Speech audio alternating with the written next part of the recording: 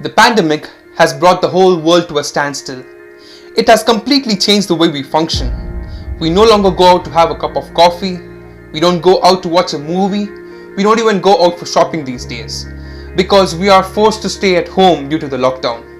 Movie theaters, malls, factories, offices, and all other business places are shut. And that includes schools. It has been a month and a half since the new academic year has begun, and educational institutions throughout the country have decided to fix this problem by just going online. Most of the educational institutions have decided to conduct online classes for its students as an emergency measure during the pandemic. Online classes have become a way of imparting education these days, and thanks to COVID-19, we finally have an opportunity to change the age-old way of education, which has remained unchanged for nearly decades. Have a look for yourselves. This is a telephone from the 90s. This is a modern day iPhone. And this is a car from the 90s. This is a modern day sports car. This is a classroom from the 90s. And this is a present day classroom. Nothing much has really changed, right? The saddest part is the means of evaluation has also remained the same since many years. A written examination is considered as the best method of evaluating students these days, and it has been in the past as well. But thanks to COVID-19, finally we can get rid of written examinations, because conducting online examinations is going to be a very bad idea because students are smart enough to cheat when they are not supervised the way they are supervised during examinations. The system has taught us only to score higher marks. The higher marks you get, the higher education you gain. And this can never coincide because by-hearting and writing an examination is not going to judge a person who you're going to be in future. So finally, we can expect a change in the education system regarding examinations. Evaluation and methods can finally change after such a long time, and at least now we can prepare students for the future rather than for our exams. And not only that, online education is going to make education cheap and affordable to students. Education is basically a business. Educational institutions are business houses. They take money from students and impart education. And this money is paid to teachers for the electricity used, for the water consumed, and also for the space the educational institution is providing its students. When students don't go to schools, all these benefits are cut out, and students just don't want to pay in lakhs to go online on Zoom. Presently in India, the situation is such that where the schools are demanding for higher fees for online classes. But over the long run, all this might be regulated. The government might regulate these school fees and make it quite reasonable for students. Online education is basically a window through which a student can access and gain information throughout the globe. A student need not go to Harvard University in America.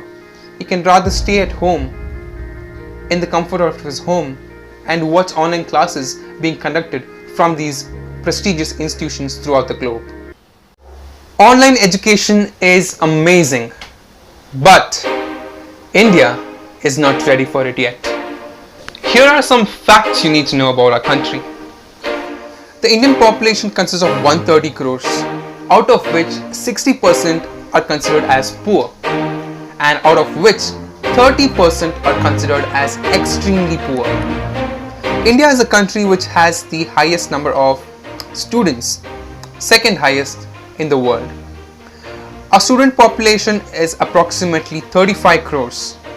A national sample survey of India, which was conducted in 2018, gave out a survey of students who have access to the internet. In urban areas, it says that 27% of students have access to the internet, whereas in rural areas, it is much more lesser. only 5% of the students have access to internet. On an estimate, only 39% of students in India have access to the internet connection and a gadget to view online classes from. So what happens to the rest? The big question, what happens to the rest of the students? The only option left with those students who cannot access online education is to drop out from schools. Actually, the dropout percentage in India last year was 20%. That is, out of 100%, 20% of the students drop out each year.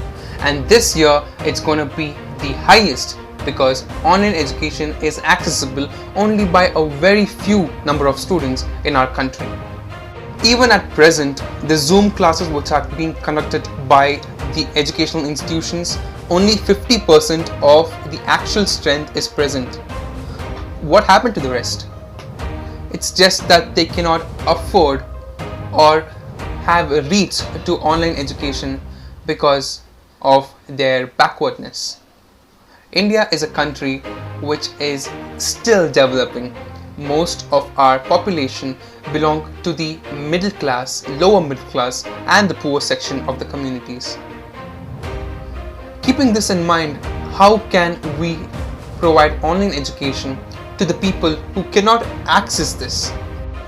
If the poor, oppressed, and marginalized cannot afford education, the only option left for them is to quit schools and colleges. If large number of students drop out each year, it is ultimately going to create a larger pool of uneducated youths. And uneducated youths is going to be a big burden for the country because they are unskilled, uneducated, they are just mere raw material, which is ultimately bringing down the potential of growth among individuals. Thus, online education is bringing in a social divide among students. The rich can afford it and can access online education, but it's well and good for them. But what about the people who cannot? And half of India's population is poor. And how do you expect the poor people to have access to internet and a smartphone or a TV or a laptop or something of that sort to view their online classes from? Education needs to go on. Classes need to be conducted, but not at the cost of neglecting the poor and the oppressed. And now that's something to think about.